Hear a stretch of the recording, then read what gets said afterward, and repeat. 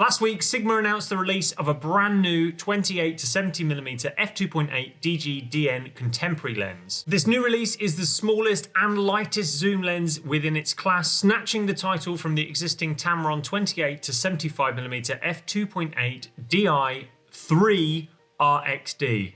Very unnecessarily long title. But not only is this new Sigma lighter and smaller than the Tamron, a lot of reports are saying that it's also very, very good in terms of image quality too. So today, I'm going to find out once and for all which one of these lenses is the best.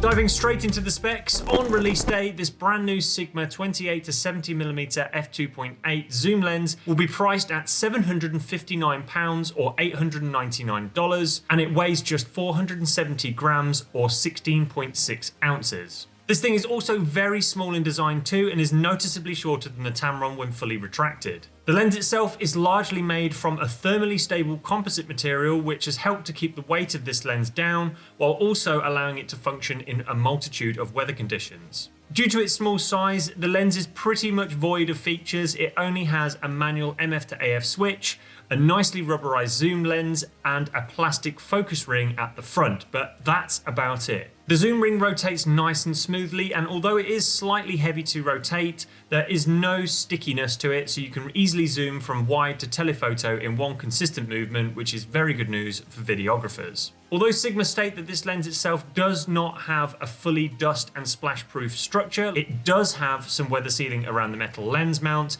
in the shape of a thin rubber gasket to help prevent dust and moisture entering the internals of your camera whilst this lens is attached. Over to the Tamron now, and this lens is priced slightly cheaper than the Sigma at £699 or $769. As for weight, this lens is only slightly heavier than the Sigma, coming in at 550 grams or 19.4 ounces. The lens itself is made mainly from hard plastic, which definitely helps to keep the overall weight of this thing down. Though when it comes to features, this lens has even less to offer than the Sigma.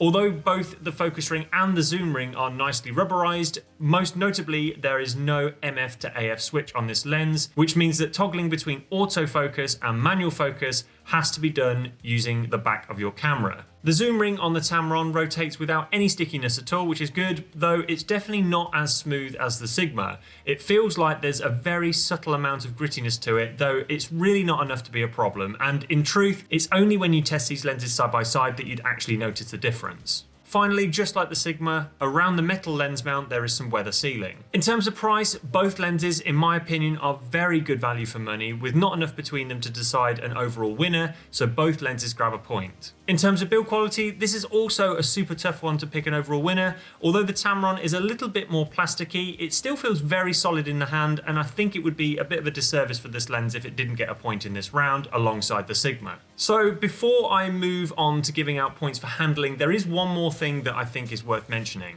When shooting with manual focus, the Sigma's focus ring operates nice and smoothly and is very accurate and responsive. However, when shooting with the Tamron, we noticed that the focus by wire system has a horrible delay to it, and it's also really inconsistent, as you can see in this footage here, which really makes it difficult to perform even just a simple focus pull. Now, confession time, we actually own this Tamron lens. We've had it for a couple of years now, and I will admit that after a while you do kind of get used to it, but when compared directly to the Sigma's focusing system, the Tamron is just so frustrating to use. So with that in mind, when it comes to handling, I think the Sigma has to get the point here. Not only is it smaller and lighter, it also has a nice manual MF to AF switch, which is much quicker to use than having to constantly dive into the back of your camera settings. But also, it's actually nice to use when focusing manually, whilst the Tamron is a bit of a pig. So now we know what these lenses are made of, let's see how they work when shooting out in the field.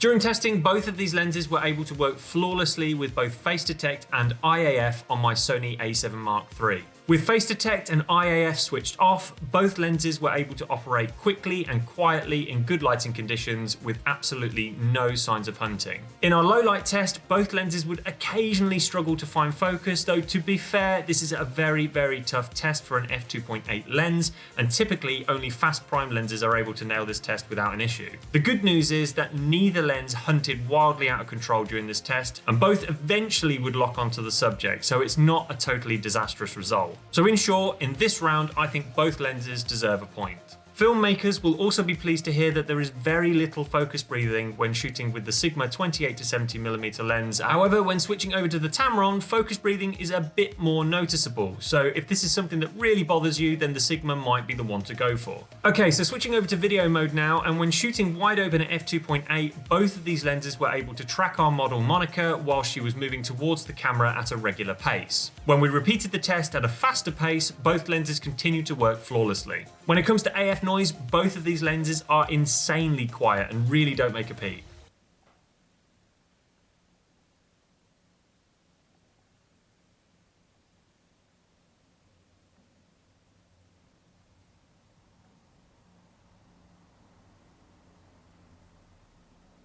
And so at the end of this round of testing, both lenses grab themselves a point. When shooting at f2.8 at the long end of these lenses, both create a nice amount of blur in the background, which is good for portraits. Obviously, the bokeh just isn't going to be as smooth or as thick as what you can create with an 85mm prime lens, for example, but that's kind of the sacrifice you have to make if you want the versatility of a zoom lens. In our bokeh balls test, the Sigma offers slightly elliptical orbs of light, which start off quite subtle at the center, but get more cat's eye shape as they near the edges of the frame. The Tamron, on the other hand, offers much nicer bokeh balls, with perfectly round orbs across the majority of the image, only turning slightly more elliptical as they get very close to the edges. So at the end of this test, I think the Tamron just nudges it as the winner because it offers better bokeh balls, so it deserves the point in this round. Moving over to the lens chart now, and starting with the Sigma, when shooting at the widest focal length of 28mm and wide open at f2.8, we can see that this lens has some significant barrel distortion at the edges of the frame, as well as dark corners due to vignetting. The good news is that at the center, it's razor sharp and there are no signs of chromatic aberration. At the corners, things get a little softer, but the sharpness is still pretty good and chromatic aberration is still not a problem. So a good performance overall at the wide end. Zooming to the 70mm end of this lens, and we can see now that the barrel distortion has switched to pincushion distortion and the dark corners are definitely here to stay. At the center, the sharpness is still pretty good, though it's not as sharp as it was at the wide end, and there are now some traces of chromatic aberration around the edges of the circles. At the corners, the sharpness drops off a bit, but the chromatic aberration doesn't get any worse. At the 28mm end of this lens, the minimum focusing distance is 19cm or 7.5 inches, so you can focus seriously close with this lens. The good news is that even at this super close distance, the results are still razor sharp at f2.8 and there is no visible chromatic aberration. At the 70mm end of this lens, the minimum focusing distance changes to 38cm or 15 inches. At this distance, the sharpness is a little softer than the wide end and there's now some evidence of chromatic aberration. Okay, so switching over to the Tamron, and when shooting at f2.8 at the 28mm end of this lens, we can see that it also has some significant barrel distortion, just like its rival, as well as dark corners. In the center, the sharpness is pretty much on par with that of the Sigma, and there's also no chromatic aberration, which is really good. At the corner, things get a little softer, but there's still no chromatic aberration, so again, the performance matches that of the Sigma. Zooming into the 75mm end of this lens, and just like the Sigma, the barrel distortion has flipped to pincushion distortion, and there's still dark corners in our image. At the center, the sharpness is now a little softer, but it's still on par with the Sigma, and there is a touch of chromatic aberration starting to show through at the edges of the circles. At the corners, unsurprisingly, the sharpness drops off a little bit, but nothing too dramatic. At the 28mm focal length, this lens has the same minimum focusing distance as its rival of 19cm or 7.5 inches. And when zoomed in to the center, the results are still incredibly sharp at f2.8 and there's no evidence of chromatic aberration. At the 75mm end of the zoom, the minimum focusing distance changes to 39cm or just over 15 inches. Though at this distance, I've got to say that the Tamron is actually slightly better than the Sigma, offering marginally better sharpness and no signs of chromatic aberration. So far, the lens charts are suggesting that these lenses are incredibly closely matched, but how does this translate into real-world images? Well, I'm happy to say that both lenses are capable of producing lovely looking images with plenty of contrast. Neither lens produced any noticeable color cast, so you're able to create really nice natural looking skin tones for your portraits. When looking at these two images from a distance, the results are pretty indistinguishable from one another, and even when zoomed in to the photos, the sharpness and details captured by these lenses are almost identical. Go on, try for yourself. If you think you know which image was taken by the Sigma and which was taken by the Tamron, let me know in a comment below. One final difference I should address with these lenses is that although both zooms start at 28mm at the wide end, when zoomed in, the Tamron has a slightly longer reach of 75mm compared to the Sigma's 70mm. So what does this mean in practical terms? Well, nothing, really, nothing.